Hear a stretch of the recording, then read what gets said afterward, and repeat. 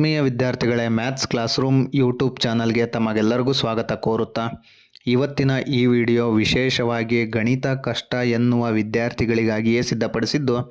ಈ ವಿಡಿಯೋದಿಂದ ನೀವು ಕೇವಲ 13 ಪ್ರಶ್ನೆಗಳನ್ನು ಬಿಡಿಸಿ 30ಕ್ಕೂ ಹೆಚ್ಚು ಅಂಕಗಳನ್ನು ಗಳಿಸಿ ಅಂತ ಹೇಳ್ತಾ, ವಿಡಿಯೋ ಸ್ಟಾರ್ಟ್ ಮಾಡೋದಕ್ಕಿಂತ ಮುಂಚೆ ಯಾರು ನಮ್ಮ ಚಾನಲ್ನ ಇನ್ನೂ ಸಬ್ಸ್ಕ್ರೈಬ್ ಆಗಿಲ್ವೋ ದಯವಿಟ್ಟು ಸಬ್ಸ್ಕ್ರೈಬ್ ಆಗಿ, ವಿಡಿಯೋವನ್ನು ಪೂರ್ತಿ ನೋಡಿ, ವಿಡಿಯೋ ಇಷ್ಟ ಆದಲ್ಲಿ ಲೈಕ್ ಮಾಡಿ ಅಂತ ಹೇಳ್ತಾ ವಿಡಿಯೋ ಸ್ಟಾರ್ಟ್ ಮಾಡ್ತಾ ಇದ್ದೇನೆ.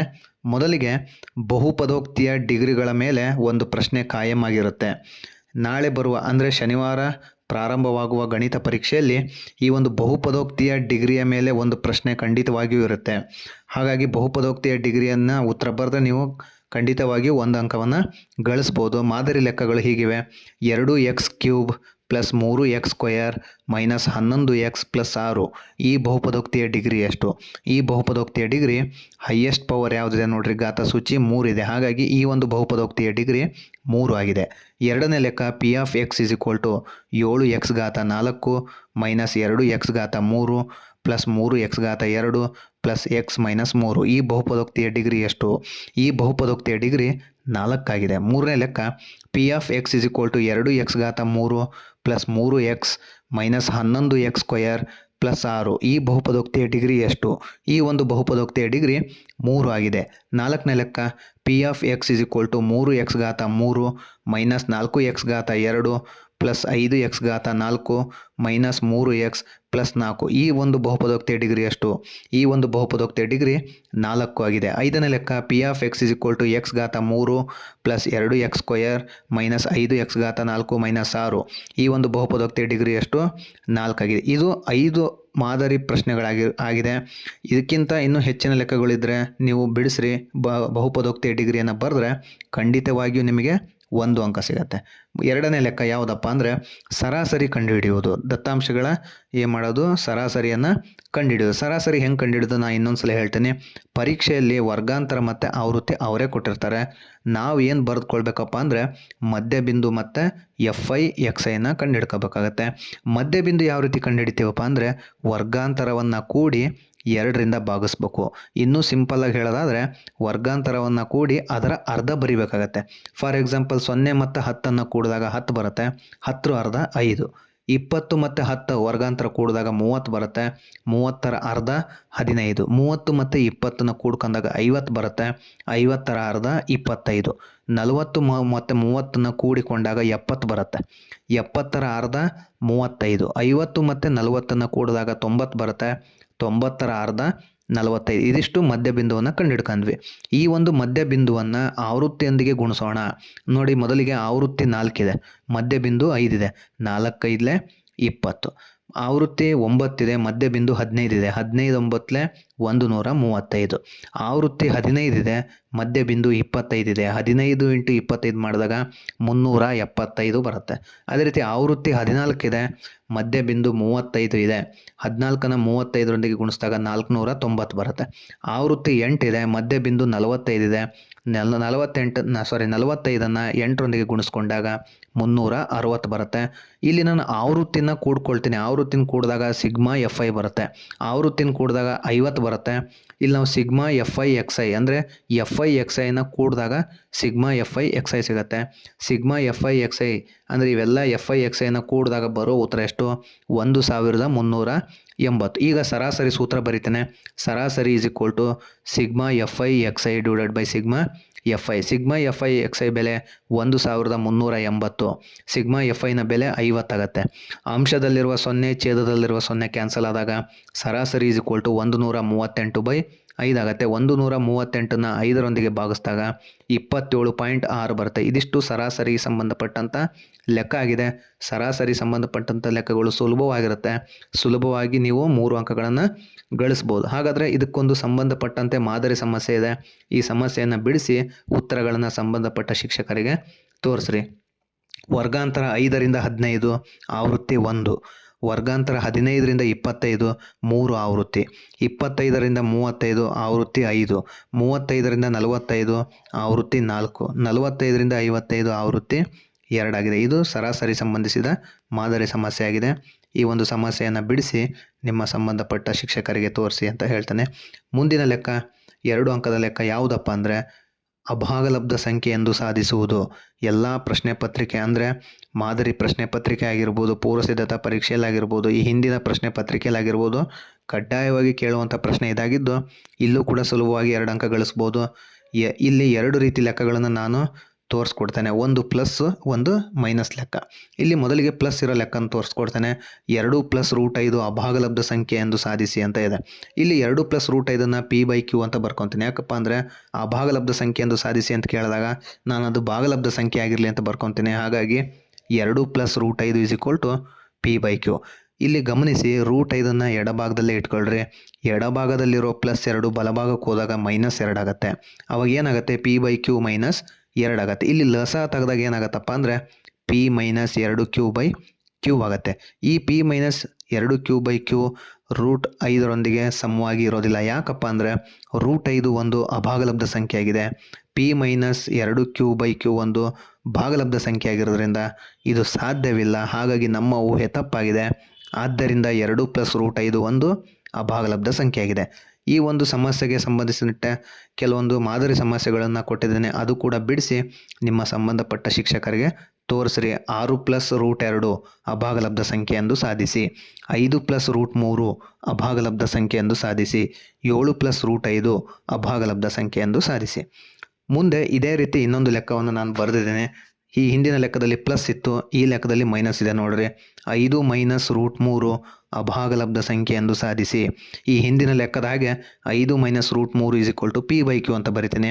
ಇಲ್ಲಿ ಗಮನದಲ್ಲಿಡಬೇಕಾದ ಅಂಶ ಏನಪ್ಪ ಅಂದರೆ, ಈ ಹಿಂದೆ √3 ಆ ಕಡೆ ಕಳಿಸಿದ್ದೆ, ಆದರೆ √3 ಅಲ್ಲೇ ಇಟ್ಕೊಂಡು +2 ಆ ಕಡೆ ಕಳಿಸಿದಾಗ -2 ಆಗಿತ್ತು. ಆದರೆ ಇಲ್ಲಿ ಎಡಭಾಗದಲ್ಲಿರುವ -√3 ಬಲಭಾಗದಲ್ಲಿ ಕಳಿಸ್ತೀನಿ, +√3 ಆಗುತ್ತೆ. ಬಲಭಾಗದಲ್ಲಿರುವ p/q ಎಡಭಾಗಕ್ಕೆ ಕರ್ಕೊಂಡಾಗ -p/q ಆಗುತ್ತೆ. ಹಾಗಾಗಿ 5 - p/q √3 ಆಗುತ್ತೆ. ಇಲ್ಲಿ ಲಸ ತೆಗೆದಾಗ ಏನಾಗುತ್ತೆ, 5q - p/q ಆಗುತ್ತೆ √3 ಆಗುತ್ತೆ. ಆದರೆ ಇಲ್ಲಿ 5q - p/q ಒಂದು ಭಾಗಲಬ್ಧ ಸಂಖ್ಯೆ ಆಗಿದೆ, ಆದರೆ √3 ಒಂದು ಅಭಾಗಲಬ್ಧ ಸಂಖ್ಯೆ ಆಗಿದೆ. ಇದು ಸಾಧ್ಯವಿಲ್ಲ. ನಮ್ಮ ಊಹೆ ತಪ್ಪಾಗಿದೆ. ನಾವು ಏನು ಊಹಿಸ್ಕೊಂಡಿದ್ವಪ್ಪ ಅಂದರೆ 5 - √3 ಭಾಗಲಬ್ಧ ಸಂಖ್ಯೆ ಎಂದು ಊಹಿಸಿದ್ವಿ. ಹಾಗಾಗಿ ಇಲ್ಲಿ ನಮ್ಮ ಊಹೆ ತಪ್ಪಾಗಿದೆ. ಆದ್ದರಿಂದ 5 - √3 ಒಂದು ಅಭಾಗಲಬ್ಧ ಸಂಖ್ಯೆ ಆಗಿದೆ. ಈ ಒಂದು ಲೆಕ್ಕಕ್ಕೆ ಸಂಬಂಧಪಟ್ಟಂತೆ ಕೆಲವೊಂದು ಮಾದರಿ ಸಮಸ್ಯೆಗಳನ್ನು ನಾನು ಇಲ್ಲಿ ಕೊಟ್ಟಿದ್ದೇನೆ, ಇದನ್ನು ಬರೆದು ವರ್ಕ್ ಮಾಡಿರಿ. 7 - √5 ಅಭಾಗಲಬ್ಧ ಸಂಖ್ಯೆ ಎಂದು ಸಾಧಿಸಿ. 2 - √3 ಅಭಾಗಲಬ್ಧ ಸಂಖ್ಯೆ ಎಂದು ಸಾಧಿಸಿ. 7 - √3 ಅಭಾಗಲಬ್ಧ ಸಂಖ್ಯೆ ಎಂದು ಸಾಧಿಸಿ. ಈ ರೀತಿ ಲೆಕ್ಕವನ್ನು ಬಿಡಿಸೋದ್ರಿಂದ ಖಂಡಿತವಾಗಿಯೂ ನೀವು 2 ಅಂಕಗಳನ್ನು ಸುಲಭವಾಗಿ ಗಳಿಸ್ಬೋದು. ಮುಂದಿನ ಲೆಕ್ಕ ದೂರ ಸೂತ್ರಕ್ಕೆ ಸಂಬಂಧಿಸಿದ ಲೆಕ್ಕ ಆಗಿದೆ. ದೂರ ಸೂತ್ರ ಏನಾಗಿದೆ, d = x2 - x1 2 + y2 - y1 2. ಮೊದಲಿಗೆ ದೂರ ಸೂತ್ರಕ್ಕೆ ಸಂಬಂಧಿಸಿದ ಲೆಕ್ಕ ಕೇಳಿದರೆ ಕಡ್ಡಾಯವಾಗಿ ಸೂತ್ರ ಬರೀರಿ. ನೀವೇನಾದರೂ ಸೂತ್ರ ಬರೀಲಿಲ್ಲಪ್ಪ ಅಂದರೆ ಅರ್ಧ ಅಂಕಗಳನ್ನು ಕಟ್ ಮಾಡ್ತಾರೆ. ಈ ಒಂದು ದೂರ ಸೂತ್ರಕ್ಕೆ ಸಂಬಂಧಿಸಿದ ಮಾದರಿ ಸಮಸ್ಯೆ ಹೀಗಿದೆ. ಎನ ನಿರ್ದೇಶಾಂಕಗಳು 2, 3 ಮತ್ತು ಬಿನ ನಿರ್ದೇಶಾಂಕಗಳು 4, 1. ಈ ಒಂದು ಬಿಂದುಗಳ ನಡುವಿನ ದೂರವನ್ನು ದೂರ ಸೂತ್ರ ಸಹಾಯದಿಂದ ಕಂಡುಹಿಡಿಯಿರಿ ಅಂತ ಹೇಳಿದ್ದಾರೆ. ಮೊದಲಿಗೆ x1 y1 x2 y2 ಬೆಲೆಯನ್ನು ಬರ್ಕೊಳ್ತೇನೆ.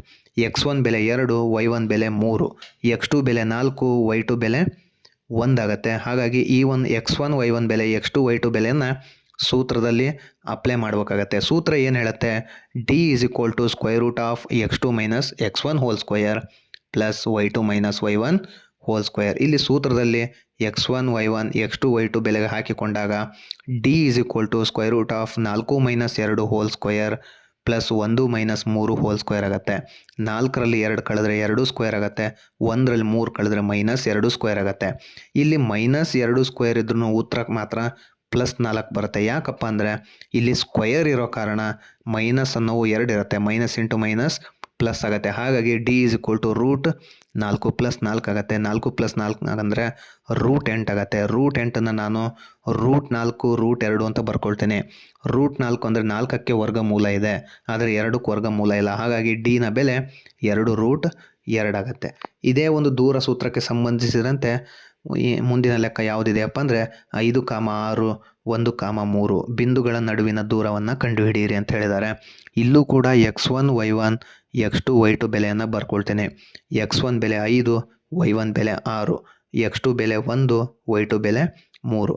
ಇಲ್ಲಿ ಸೂತ್ರ ಅಗೇನ್ ಮತ್ತೆ ಬರ್ಕೊಂಡಾಗ d = x2 - x1 whole square plus y2 - y1 whole square ಬರ್ಕೊಂಡಾಗ d = 1 - 5 whole square plus 3 - 6 whole square. 1ರಲ್ಲಿ 5 ಕಳೆದ್ರೆ -4 ಸ್ಕ್ವಯರ್ ಆಗುತ್ತೆ, 3ರಲ್ಲಿ 6 ಕಳೆದ್ರೆ -3 ಸ್ಕ್ವಯರ್ ಆಗುತ್ತೆ. ಆದರೆ ಉತ್ತರ ಮಾತ್ರ ಪ್ಲಸ್ ಬರುತ್ತೆ, ಯಾಕಂದರೆ ಈ ಹಿಂದೆ ಹೇಳಿದಾಗೆ ಇಲ್ಲಿ ಸ್ಕ್ವಯರ್ ಇರೋ ಕಾರಣ. d = 4 4 16, 3 3 9. ಇಲ್ಲಿ ವಿದ್ಯಾರ್ಥಿಗಳೇ ನೆನ್ಪಿಡ್ರಿ, 4 4 8 ಬರಿತೀರಿ, ತಪ್ಪು ಇದು. 4 4 16. ಅದೇ ರೀತಿ 3 3 6 ಬರಿತೀರಿ, ಇದು ಕೂಡ ತಪ್ಪು. 3 3 9. ಇದನ್ನು ಹುಷಾರಾಗಿ ಅಬ್ಸರ್ವ್ ಮಾಡಿ ತಪ್ಪಾಗದ ರೀತಿ ನೋಡ್ಕೊಳ್ರಿ. ಇಲ್ಲಿ d = 16 + 9 ಮಾಡಿದಾಗ √25 ಬರುತ್ತೆ. 25ರ ವರ್ಗಮೂಲ 5 ಮಾನಗಳು ಆಗತ್ತೆ. ಮುಂದಿನ ಲೆಕ್ಕ -5,7 ಮತ್ತು -1,3 ಬಿಂದುಗಳ ನಡುವಿನ ದೂರವನ್ನು ಕಂಡುಹಿಡಿಯಿರಿ ಅಂತಿದೆ. ಈ ಲೆಕ್ಕವನ್ನು ನಾನು ಬಿಡಿಸಿದ್ದೀನಿ, ನೀವು ಕೂಡ ಈ ಲೆಕ್ಕವನ್ನು ಬಿಡಿಸ್ರಿ. ಇದಕ್ಕೆ ಉತ್ತರ ಎಷ್ಟು ಬರುತ್ತಪ್ಪ ಅಂದರೆ √32 ಬರುತ್ತೆ. √32ನ ನಾನು √16 √2 ಅಂತ ಬರ್ಕೊಳ್ತೇನೆ. ಯಾಕಪ್ಪ ಅಂದರೆ √16ಕ್ಕೆ ವರ್ಗಮೂಲ ಇದೆ, √2ಕ್ಕೆ ವರ್ಗಮೂಲ ಇಲ್ಲ. 16ರ ವರ್ಗಮೂಲ 4 ಆಗುತ್ತೆ, √2 ಹಾಗೆ ಬರಿತೀನಿ. ಹಾಗಾಗಿ ಈ ಸಂಬಂಧಪಟ್ಟ ಸಮಸ್ಯೆಗೆ ಉತ್ತರ ಎಷ್ಟಾಗತ್ತಪ್ಪ ಅಂದರೆ d 4 √2 ಮಾನಗಳಾಗತ್ತೆ. ಈ ಲೆಕ್ಕವನ್ನು ನೀವು ಬಿಡಿಸ್ರಿ, ಇದಕ್ಕೆ ಉತ್ತರ 4 √2 ಬರಬೇಕಾಗತ್ತೆ. ನೀವು ವರ್ಕ್ ಮಾಡಿರಿ, ಇವುಗಳನ್ನು ಪ್ರಯತ್ನಿಸಿ. ಪಿನ ನಿರ್ದೇಶಾಂಕಗಳು 2,4, ಕ್ಯೂನ ನಿರ್ದೇಶಾಂಕಗಳು 8,12 ಬಿಂದುಗಳ ನಡುವಿನ ದೂರವನ್ನು ಕಂಡುಹಿಡಿಯಿರಿ. ಅದೇ ರೀತಿ 2,6 5,10 ಬಿಂದುಗಳ ನಡುವಿನ ದೂರವನ್ನು ಕಂಡುಹಿಡಿಯಿರಿ. 5, -7 1, -3 ಬಿಂದುಗಳ ನಡುವಿನ ದೂರವನ್ನು ಕಂಡುಹಿಡಿಯಿರಿ. 2, -3 ಮತ್ತು 10, y ಬಿಂದುಗಳ ನಡುವಿನ ದೂರ 10 ಮಾನ ಆದರೆ y ಬೆಲೆ ಕಂಡುಹಿಡಿಯಿರಿ. ಇದೇ ರೀತಿ ಸಮಸ್ಯೆಗೆ ಇನ್ನೊಂದು ಲೆಕ್ಕ 1, 6 ಮತ್ತು 4, 3 ಬಿಂದುಗಳ ನಡುವಿನ ದೂರವನ್ನು ಕಂಡುಹಿಡಿಯಿರಿ. ಇದಿಷ್ಟು ದೂರ ಸೂತ್ರಕ್ಕೆ ಸಂಬಂಧಿಸಿದ ಲೆಕ್ಕಗಳು. ಈ ಲೆಕ್ಕಗಳನ್ನು ಬಿಡಿಸಿದರೆ ನೀವು ಕೂಡ ಸುಲಭವಾಗಿ 2 ಅಂಕಗಳನ್ನು 100% ಗಳಿಸ್ತೀರ. ಮುಂದಿನ ಲೆಕ್ಕ ಯಾವುದಪ್ಪ ಅಂದರೆ ವರ್ಗ ಸಮೀಕರಣಗಳ ಶೋಧಕದ ಬೆಲೆಯನ್ನು ಕಂಡುಹಿಡಿಯುವುದು. ಮೊದಲಿಗೆ ಇಲ್ಲಿ ಶೋಧಕವನ್ನು ಕಂಡುಹಿಡಿಯುವ ಸೂತ್ರ ನಿಮಗೆಲ್ಲರಿಗೂ ಗೊತ್ತಿರಬೇಕು. ಶೋಧಕವನ್ನು ಕಂಡುಹಿಡಿಯುವ ಸೂತ್ರ ಯಾವುದಪ್ಪ ಅಂದರೆ δ = b² - 4ac. ಈ ರೀತಿ ಲೆಕ್ಕಗಳನ್ನು ಕೇಳಿದಾಗ ಶೋಧಕವನ್ನು ಯಾವ ರೀತಿ ಕಂಡುಹಿಡಿತೀರೋ ಕಂಪಲ್ಸರಿ ಮೂಲಗಳ ಸ್ವಭಾವವನ್ನು ಬರೀಲೇಬೇಕಾಗತ್ತೆ. ನೀವೇನಾದರೂ ಮೂಲಗಳ ಸ್ವಭಾವವನ್ನು ಬರೀಲಿಲ್ಲ ಅಂದರೆ ಅರ್ಧ ಅಂಕಗಳನ್ನು ಕಟ್ ಮಾಡಲಾಗುತ್ತೆ. ಹಾಗಾಗಿ ಮೂಲಗಳ ಸ್ವಭಾವವು ನೀವು ತಿಳಿದುಕೊಳ್ಬೇಕಾಗತ್ತೆ. ನಾನಿಲ್ಲಿ ಮೂಲಗಳ ಸ್ವಭಾವವನ್ನು ರಿಪೀಟ್ ಮಾಡ್ತೇನೆ.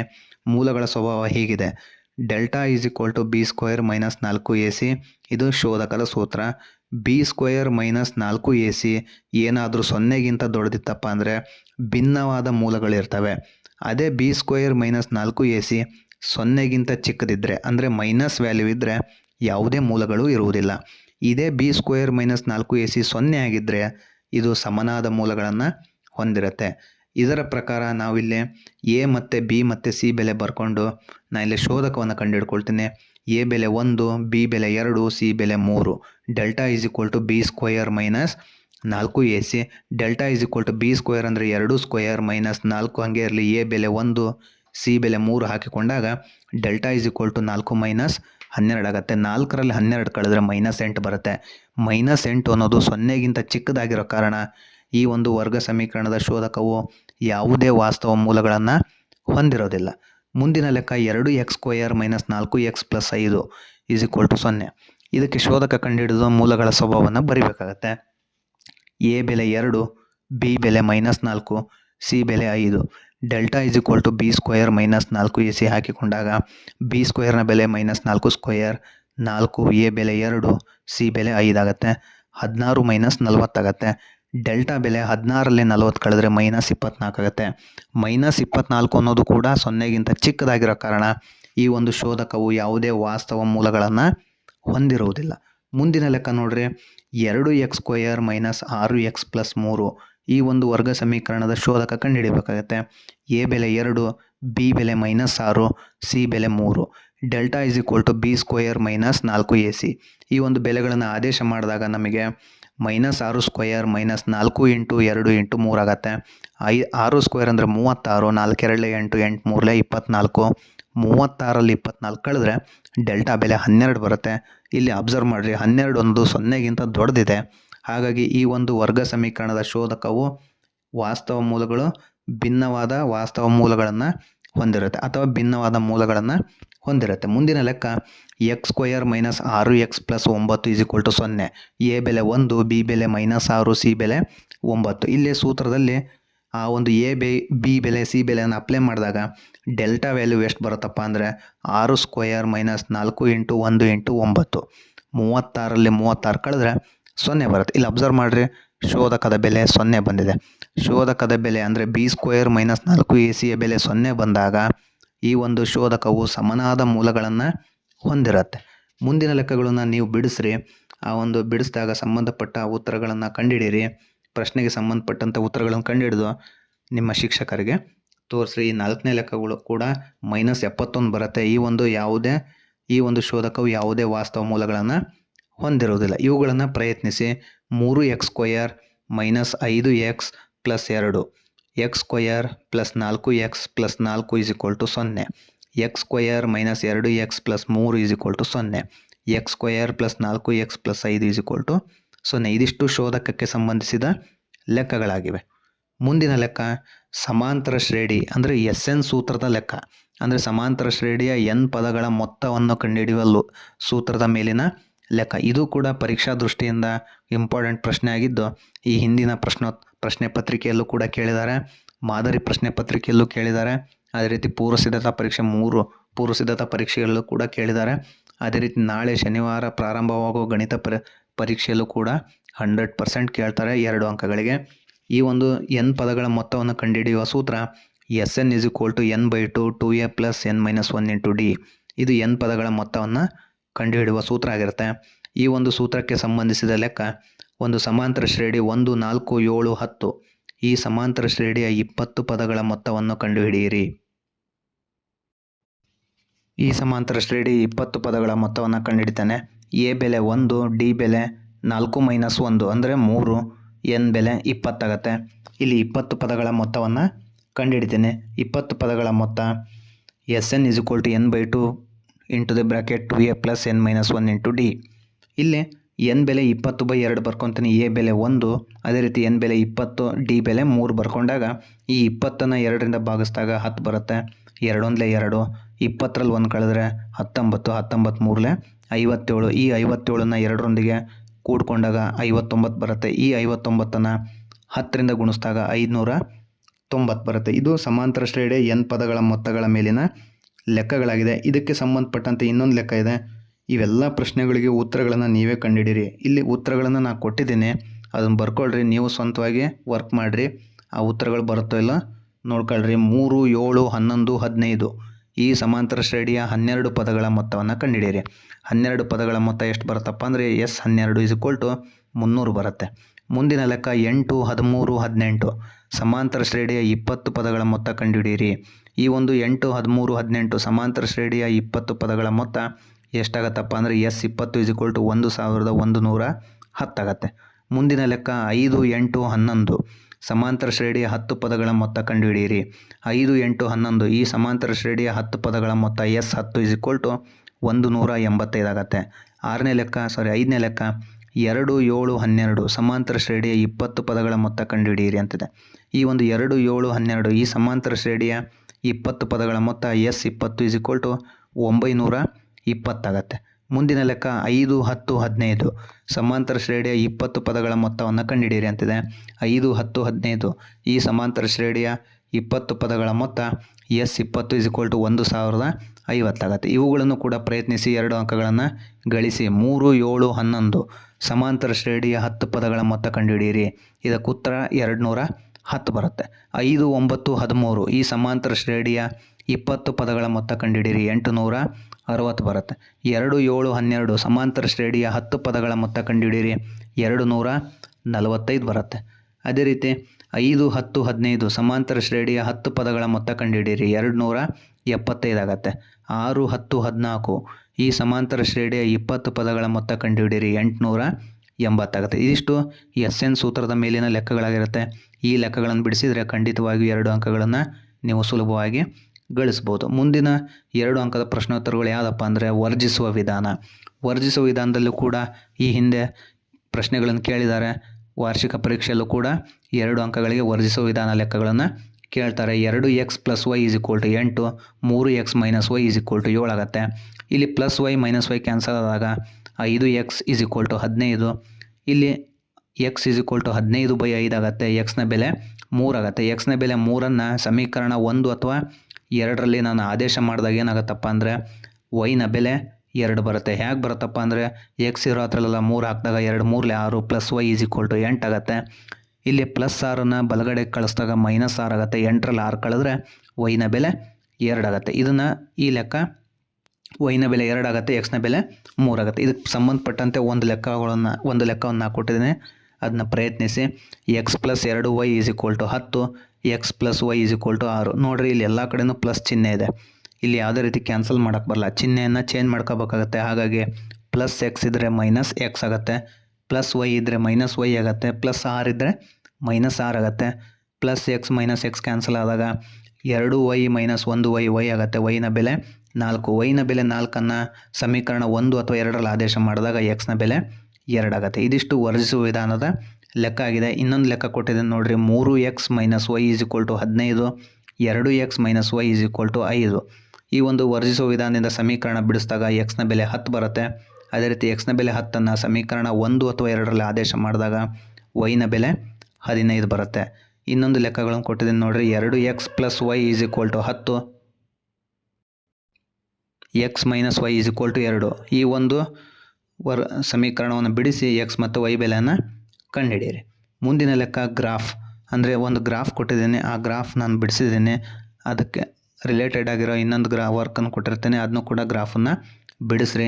x + y = 6, 2x + y = 8.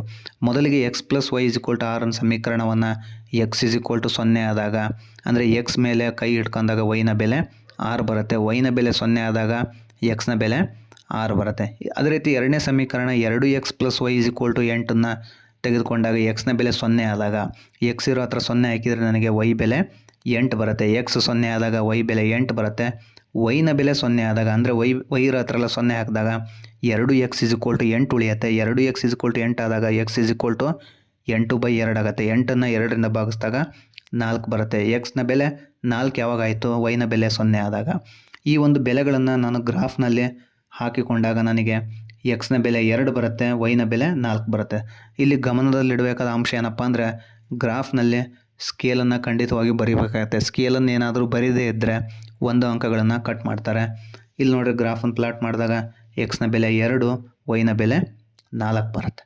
ಮುಂದಿನ ಲೆಕ್ಕ ಯಾವುದಪ್ಪ ಅಂದರೆ ಬಹುಪದೋಕ್ತಿಯ ಶೂನ್ಯತೆಗಳನ್ನು ಬರೆಯುವುದು. ಇದು ಕೂಡ ಸುಲಭವಾದ ಪ್ರಶ್ನೆ. ಪ್ರಶ್ನೆ ಪತ್ರಿಕೆಯಲ್ಲಿ ಹಲವಾರು ಸಲ ಕೇಳಿದ್ದಾರೆ. ನಾಳೆ ಬರುವ ಪರೀಕ್ಷೆಯಲ್ಲೂ ಕೂಡ ಕೇಳುವ ಚಾನ್ಸಸ್ 90% ಇರುತ್ತೆ. ಬಹುಪದೋಕ್ತಿಗಳ ಶೂನ್ಯತೆಗಳನ್ನು ಬರೆಯುವುದು. ಈ ಒಂದು ಚಿತ್ರವನ್ನು ಪ್ರಶ್ನೆ ಪತ್ರಿಕೆಯಲ್ಲೇ ಕೊಟ್ಟಿರ್ತಾರೆ. ಎಕ್ಸ್ ಅಕ್ಷದ ಮೇಲೆ ಹಾದು ಹೋಗಿರುವ ಬಿಂದುಗಳ ಸಂಖ್ಯೆಯನ್ನು ಬರಿಬೇಕಾಗತ್ತೆ. ಇಲ್ಲಿ ನೋಡ್ರಿ, 3 ಬಿಂದುಗಳಲ್ಲಿ ಹಾದು ಹೋಗಿದೆ, ಹಾಗಾಗಿ ಶೂನ್ಯತೆಗಳ ಸಂಖ್ಯೆ 3. ಎರಡನೇ ಲೆಕ್ಕ ನೋಡ್ರಿ, ಶೂನ್ಯತೆಗಳ ಸಂಖ್ಯೆ 2 ಆಗಿದೆ. ಈ ರೀತಿ ಲೆಕ್ಕವನ್ನು ಖಂಡಿತವಾಗಿಯೂ ಕೇಳ್ತಾರೆ. ಮುಂದಿನ ಪ್ರಶ್ನೆ ಯಾವುದಪ್ಪ ಅಂದರೆ 1 ಅಂಕಗಳಿಗೆ ಮೇಲ್ಮೈ ವಿಸ್ತೀರ್ಣ ಮತ್ತು ಘನಫಲಗಳ ಅಧ್ಯಾಯಗಳಲ್ಲಿ ಬರುವ ಸೂತ್ರಗಳು. ಇಲ್ಲಿ ಯಾವುದಾದ್ರೂ ಒಂದು ಸೂತ್ರವನ್ನು ಖಂಡಿತವಾಗಿಯೂ 1 ಅಂಕಕ್ಕೆ ಕೇಳ್ತಾರೆ. ಮೇಲ್ಮೈ ವಿಸ್ತೀರ್ಣ ಮತ್ತು ಘನಫಲಗಳು ಪಾಠದಿಂದ. ಅಂದರೆ ಚೌಕಘನದ ಪಾರ್ಶ್ವ ಮೇಲ್ಮೈ ವಿಸ್ತೀರ್ಣ 4a², ಚೌಕಘನದ ಪೂರ್ಣ ಮೇಲ್ಮೈ ವಿಸ್ತೀರ್ಣ 6a², ಚೌಕಘನದ ಘನಫಲ a³ ಆಗುತ್ತೆ. ಅದೇ ರೀತಿ ಆಯತಘನದ ಪಾರ್ಶ್ವ 2h × l + b, ಪೂರ್ಣ ಮೇಲ್ಮೈ 2 × lb + bh + hL, ಆಯತಘನದ ಘನಫಲ l × b × h ಆಗುತ್ತೆ. ಸಿಲಿಂಡರ್ನ ಪಾರ್ಶ್ವ ಮೇಲ್ಮೈ 2πrh, ಪೂರ್ಣ ಮೇಲ್ಮೈ 2πr × r + h, ಅದೇ ರೀತಿ ಘನಫಲ πr² h.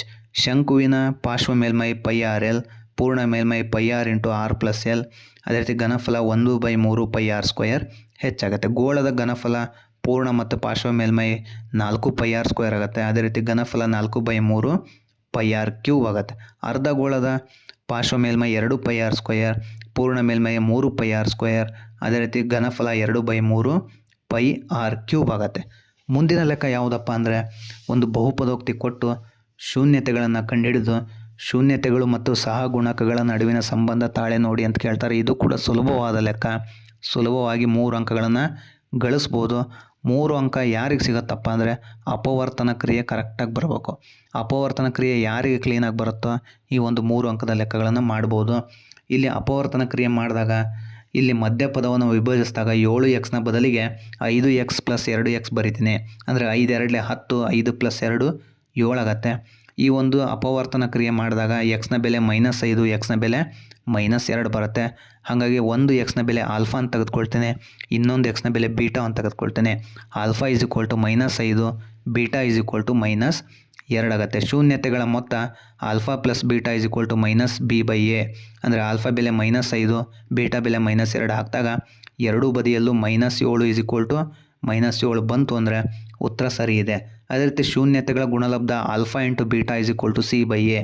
ಅಂದರೆ ಆಲ್ಫಾ ಬೆಲೆ -5, ಬೀಟಾ ಬೆಲೆ -2, ಸಿ ಬೆಲೆ 10, ಎ ಬೆಲೆ 1. ಇಲ್ಲಿ ಮೈನಸ್ ಇಂಟು ಮೈನಸ್ ಪ್ಲಸ್ ಆಗುತ್ತೆ. ಎರಡೂ ಬದಿಯಲ್ಲೂ 10 = 10 ಬರುತ್ತೆ. ಈ ರೀತಿ ಶೂನ್ಯತೆಗಳನ್ನು ಕಂಡುಹಿಡಿದು ಸಹಗುಣಕಗಳ ನಡುವಿನ ಸಂಬಂಧವನ್ನು ತಾಳೆ ನೋಡಿದರೆ ಸುಲಭವಾಗಿ 3 ಅಂಕ ಬರುತ್ತೆ. ಈ ಲೆಕ್ಕವನ್ನು ಪ್ರಯತ್ನಿಸಿ.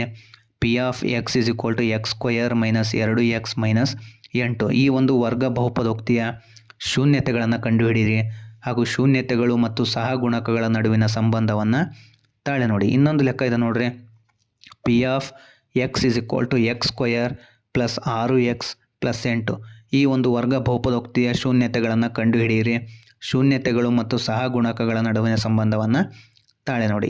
ಮುಂದಿನ ಪ್ರಶ್ನೆ ಪ್ರಮೇಯಗಳಿಗೆ ಸಂಬಂಧಿಸಿದ ಪ್ರಶ್ನೆಯಾಗಿದ್ದು, ಇಲ್ಲಿ ಥೇಲ್ಸ್ನ ಪ್ರಮೇಯ ಮತ್ತು ಕೋನ ನಿರ್ಧಾರಕ ಗುಣ ಎರಡೂ ಪ್ರಮೇಯಗಳನ್ನು ಕಲಿತ್ರೆ ಈ ಎರಡರಲ್ಲಿ ಒಂದು ಪ್ರಮೇಯವನ್ನು ಪರೀಕ್ಷೆಯಲ್ಲಿ ಕೇಳ್ತಾರೆ.